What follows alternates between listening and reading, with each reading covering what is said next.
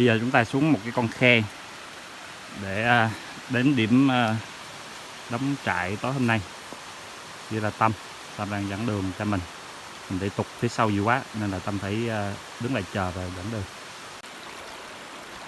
Nước suối rất là trong các bạn ạ. Đây có một cái ngã ba dòng này, một dòng này chắc chảy từ thôn ra, còn bên này là một dòng bên này nữa. Có vẻ bên kia rất là sâu, thấy Tâm lội khó khăn. Đi chân mình bị đau nên là khi mình đi qua suối mình rất là thích, mát lạnh.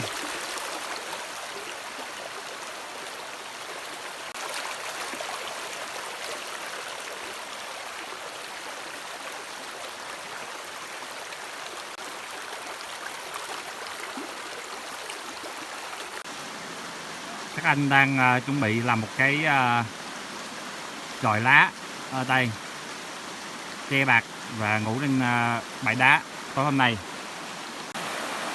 Các bạn thân mến, vị trí tôi đang đứng thuộc tiểu khu 24 của rừng đặc dụng Sao La, Quảng Nam. Các bạn có thể thấy được cái dòng suối ở đây chảy rất là đẹp, suối đá chảy rất lắm.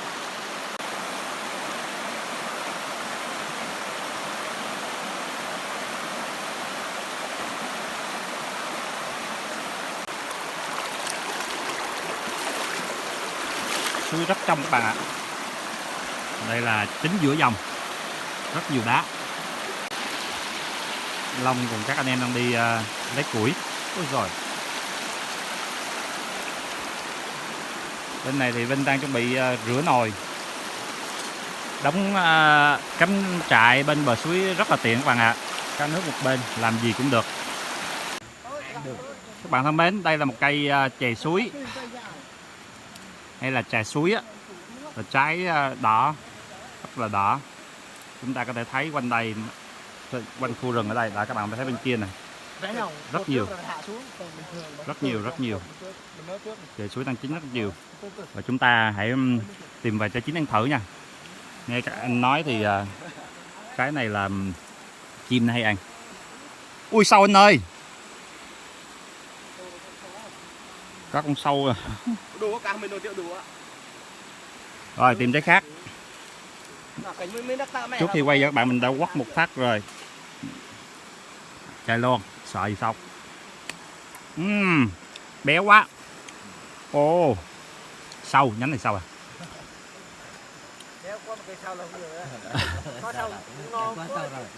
Béo quá. Vị chắc. Vị chắc rất là ngon. Ngon quá à. Ăn này hay á.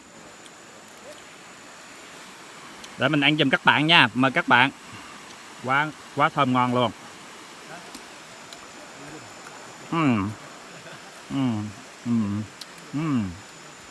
Ngon quá.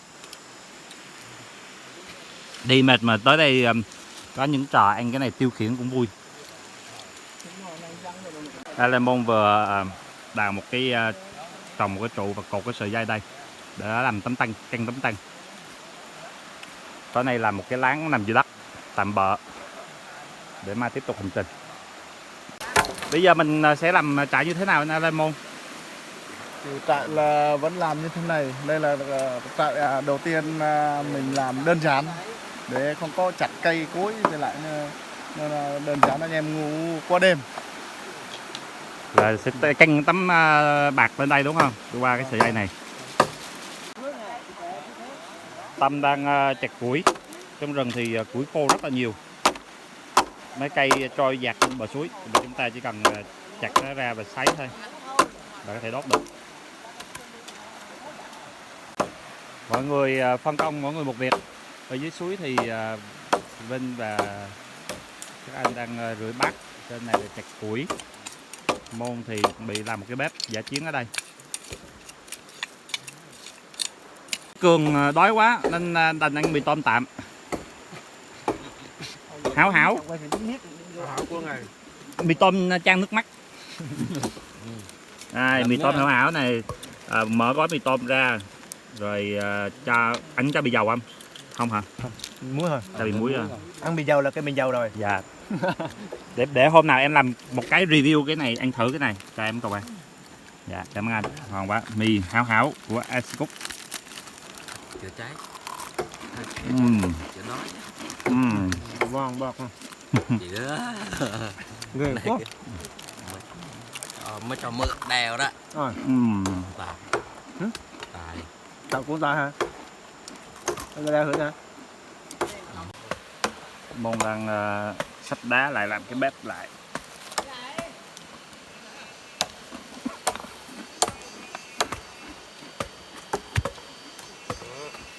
Rồi, đó là cái cây kê nấu á. Rồi, kê nấu.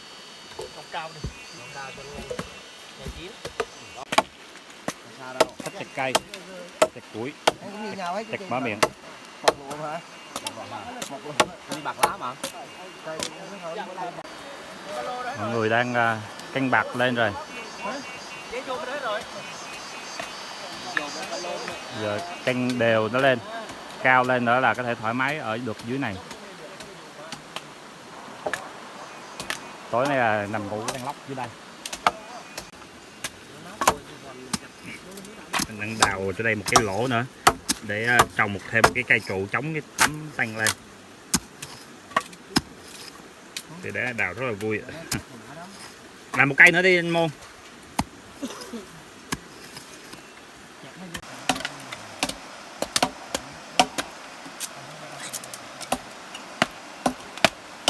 Ai cũng đang đói bụng vì chưa ăn trưa.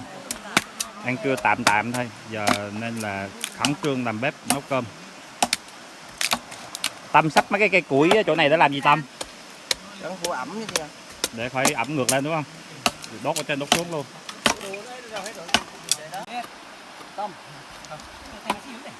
Tâm đang nhóm lửa. Củi ướt.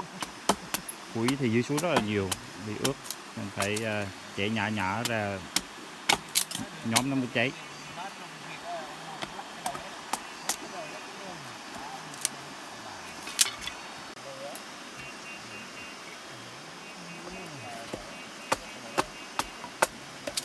Ở dưới suối thì hai đội đang làm thịt và cá bị ướp muối.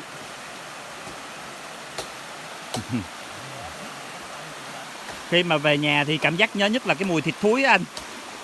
Nhớ nhất rừng là cái mùi thịt thúi. Để cho nó ráo ráo một tí rồi muối Vinh. Để ráo ráo. Luộc luôn hết luôn hả?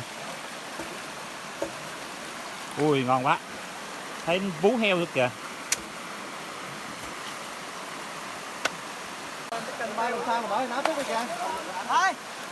Anh em đang muối. Đâu một cái nào bữa nào cái nào lên. Rồi ok để em bưng lên. Cái này làm cá. Cá này cá gì anh Hóc? Cá này cá gì? Cá cam à. Rất là ngon, kho mặn mặn lấy nước chăn cơm rất ngon. Các anh đang chuẩn bị sơ chế thực phẩm cho những ngày tiếp theo trong rừng. Làm công tác bảo tồn nên hầu như thức ăn đều phải mang từ ở ngoài vào rừng, đặc biệt là thịt, cá, rau thì có thể hái một tí, còn những cái món này là phải mang vào. Chỉ có bây giờ bón mấy kiểu họ khó quá, họ bón như trà cái này ở đây mình không có ăn được kìa. Cái dạng kiểu con to có con 2 kg họ tìm Cá cam. Hiện tại đang sơ chế làm ruột sạch sẽ để lên pha nấu luôn. Bếp lửa và nồi đã được bắt lên. Có cho lá tràng đó lá trà suối, chè suối. Thì thấy vàng ghê quá. cái là đeo chỉ 7 nè. Đêm nay hai tổ đóng láng chung nên là làm một cái bếp rất là bự, nấu rất là sướng. Đó. Chứ. Thịt luộc. Chưa đâu hả? Bên này anh Tài đang Hương đó. Đi đổ nước vô chưa Lan? ướp gia vị vô nồi thịt, nồi cá kho. Đầu muối gần chín. Quá đỏ luôn, quá ngon. Cái nồi giữa thì đựng gần tiếng Đủ chưa? Đủ củi chưa? Rồi. Cái đó là sông thôi phải không? Xuống rồi. Sông khô là được rồi phải không? Này Ăn khiếp. Lửa mặn lầu quá. Mua cái ấm đi. Này Mình xong cái đi, lấy cái đi xong cái đi thôi. cơm là cay. Không khí nấu ăn rất là sôi nổi. Vì ai cũng đói, đang chăm cái bếp cho nhanh. Rừng chiều, mong là chiều tối nay nó không mưa để chúng ta có thể ngồi trên bãi cát này nhậu cho nó mát. Chỉ còn nồi cơm ở lại, cuối cùng đã nấu ăn xong. Các anh đã ngồi vào bàn đá sẵn sàng chuẩn bị chương trình party tối nay bên bờ suối. Bạn có thể thấy khu vực bàn đá đã sẵn sàng, các món đã chuẩn bị xong. Một năm ấy mà. Không danh Món đợi canh. ta đó kêu là gì nó đem là Canh đại dương, còn em mà cá kho, thịt kho, còn buổi trước hắn lùm là thôi là gọi là lòng, thu nhập kìa tính lại cái bảo hiểm á. nước trà. Cái mẫn ghi ở trong này ghi có một Sử nè. dụng 5 năm liên tục. Rót anh nó ly trà đi Vinh. Giá trị Trục. Đảm bảo bồi thường. Là rác đồ ăn cắp cái thẻ không có giá trị để bồi thường. ít không bồi thường ấy. Bạn có thấy bạn có thể thấy đây một cái bãi đá, mình đang đi lựa miếng đá để lên làm chỗ ngồi. Lựa miếng này để làm bàn, một miếng nữa làm chỗ ngồi. Đá đây rất là nhiều. Thôi mình đi nhặt đây. Trời tròn đất vuông, trời vuông đất tròn. Ủa giờ tóm lại là cái nào mình sẽ làm ghế và cái nào là mình sẽ làm chỗ ngồi. Thôi cái nào cũng được. Này rất là vuông vức thưa bạn, này là tròn rất là đẹp. Lồng cá không? Cá cho cô ấy, cho này nữa. Này lồng cá này. Đây là rượu tỏi ngâm mang đi, Trên chén này. nước mắm. Cầm nhẹ thôi. Hai đồng chí. Đâu nữa? Đồng chí Cường. Thấy luôn. Thấy luôn. Có cái vụ hát so, anh thấy cái vụ hát so trưởng chưa? Để vô đây con. Anh cứ quay vô tư mà cỡ 15 phút nữa đừng quay chứ không. Còn Dấp chờ bên đây đó. Cho tâm ngồi hèn chi có mồi ăn. Sắp cái xương đủ. cái nào kêu là cầm xương gạo. Vô rồi. Vô đi anh, Anh bánh vô đi. À tới rượu, tới lượt rượu em à. Ôi trời ơi. Tới lượt em uống với ai?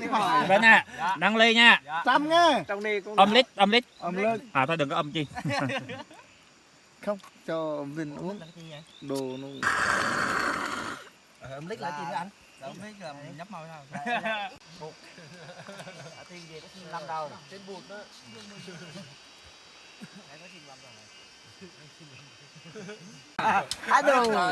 Trời mưa mọi người giờ chuyển vô láng ăn cơm. Đó, thích e siêu Ngoài nè. trời bắt đầu làm mưa lớn rồi các bạn ạ.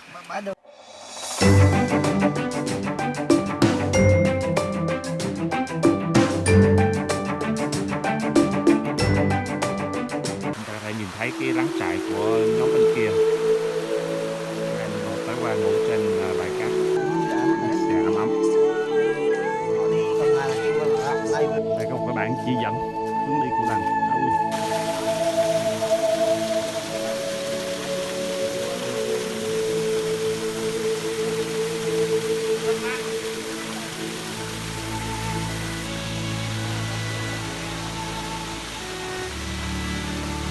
Bây giờ các anh tiếp tục hành trình đến làng Á Uôn.